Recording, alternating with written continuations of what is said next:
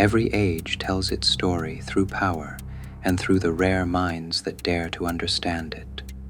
Robert Greene's The 48 Laws of Power.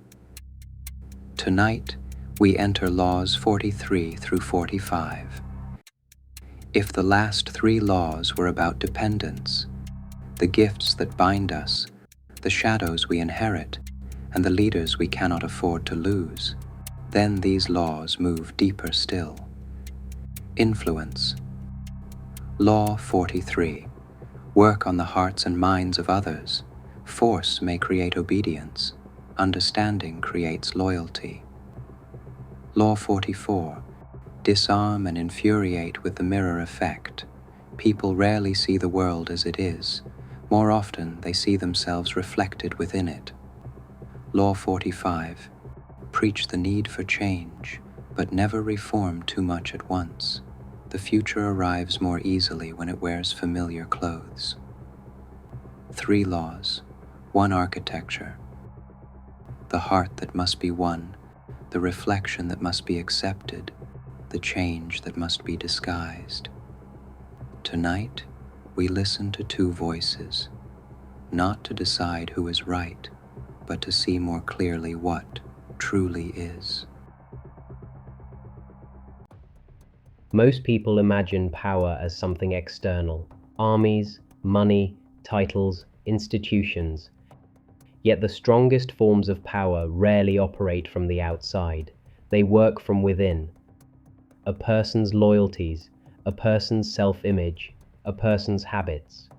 The final battles are not fought over territory. They are fought over perception.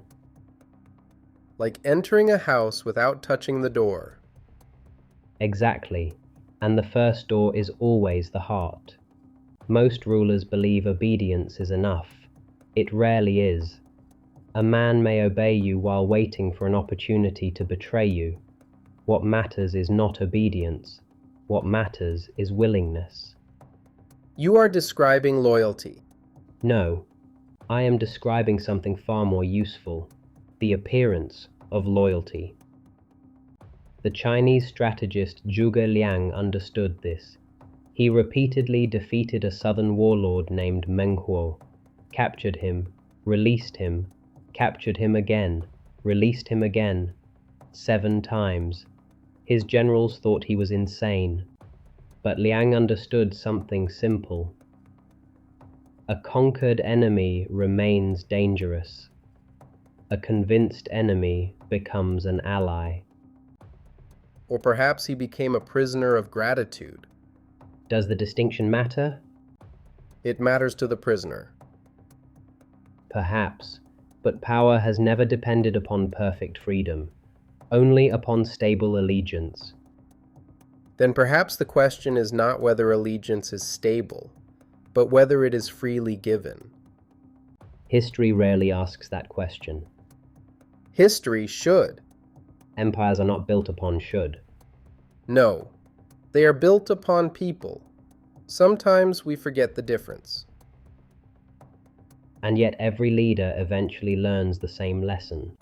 People defend what they believe they chose, not what they were forced to accept. And if the heart is the first door? The second is the mirror. Meaning?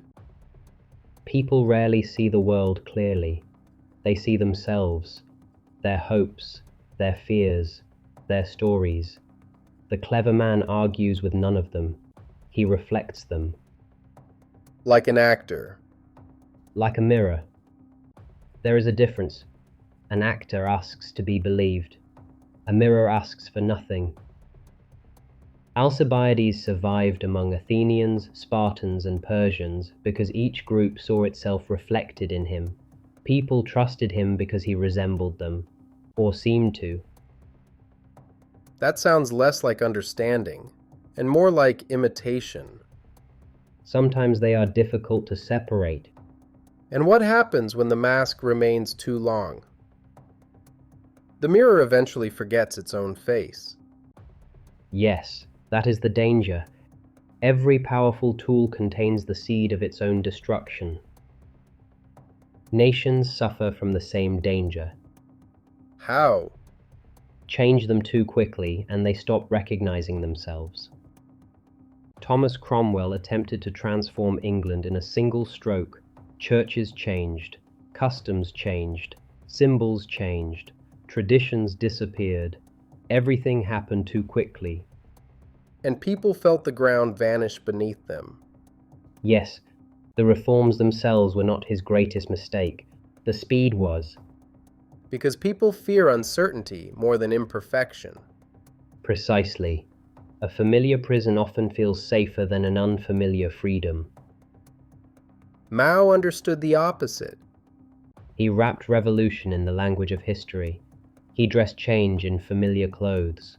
People believed they were protecting something old, while they were actually building something new. So even transformation required disguise. Most things do. What interests me is that none of these laws depend upon force. The heart cannot be commanded. A reflection cannot be demanded. Tradition cannot simply be erased. And your conclusion? Power lasts longest when people stop feeling controlled. And what do you call that? Belief. A dangerous word. The most powerful ones usually are. You've heard both sides. What remains is not said.